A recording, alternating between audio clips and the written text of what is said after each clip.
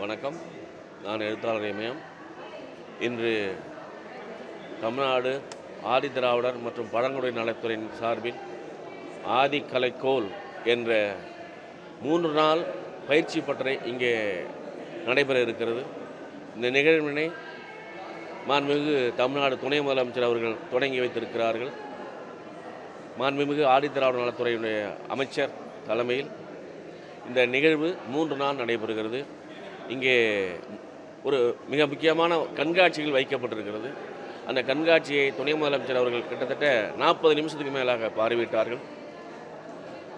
400-500 ஆண்டுகளுக்கு முன்பாக இந்த மண்ணினுடைய பூர்வ குடிகள், இந்த மண்ணினுடைய ஆதிக்குடிகள் என்று சொல்லப்படுகின்ற ஆதிதிராவிடர் மற்றும் பழங்குடியினர் மக்களுடைய இசை, நடனம், ஓவியம், அவர்கள் பயன்படுத்திய கருவிகள் அனைத்தும் இங்கே காட்சிக்கு வைக்கப்பட்டிருக்கிறது.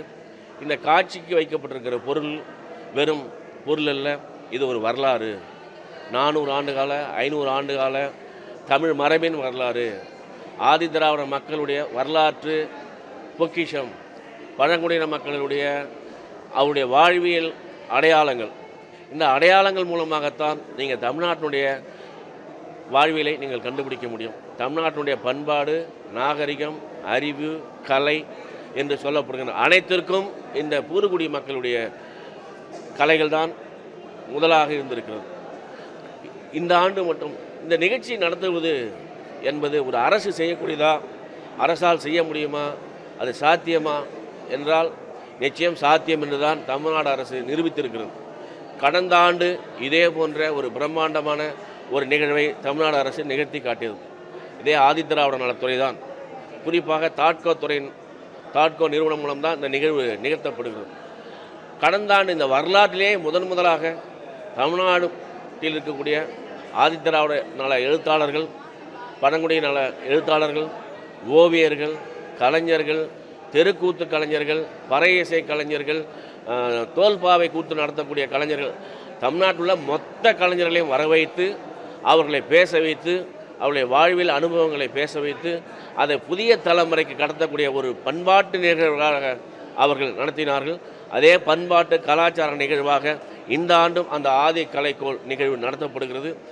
சென்ற ஆண்டுக்கும் இந்த ஆண்டுக்கும் உள்ள வித்தியாசம் என்னவென்றால், கடந்த ஆண்டு எழுத்தாளர்கள், கலைஞர்கள், ஓவியர்களை வரவைத்து அவர்களை கௌரவித்து அவருடைய வாழ்க்கை அனுபவத்தை பேச வைத்தது.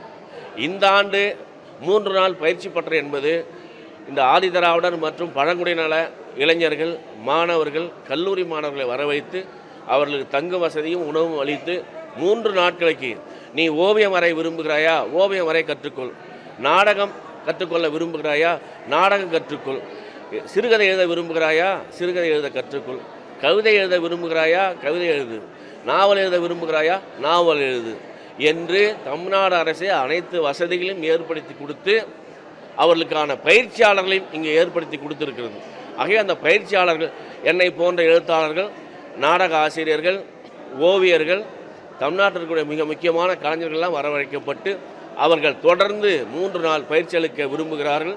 இந்த பயிற்சியை பெறுகிற மாணவர்கள் இந்த இலக்கியம், பண்பாடு, நாகரிகம், அறிவு என்ன என்பதையும், இந்த மண்ணினுடைய வேர் என்ன என்பதையும், இந்த மொழியினுடைய வேர் என்ன என்பதையும், இந்த கலாச்சார பண்பாட்டு கூறுகள் தக்க வைக்கப்பட வேண்டியது எதனால், அடுத்த தலைமுறைக்கு கடத்தப்பட வேண்டியது எதனால் என்பதை கற்றுத்தருவதற்காக ஒரு அரசே முன் வந்திருப்பது என்பது இந்த வரலாற்றில் நாம் முதலாக சந்திக்கிறோம்.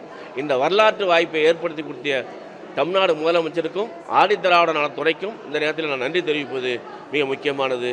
நன்றி, வணக்கம்.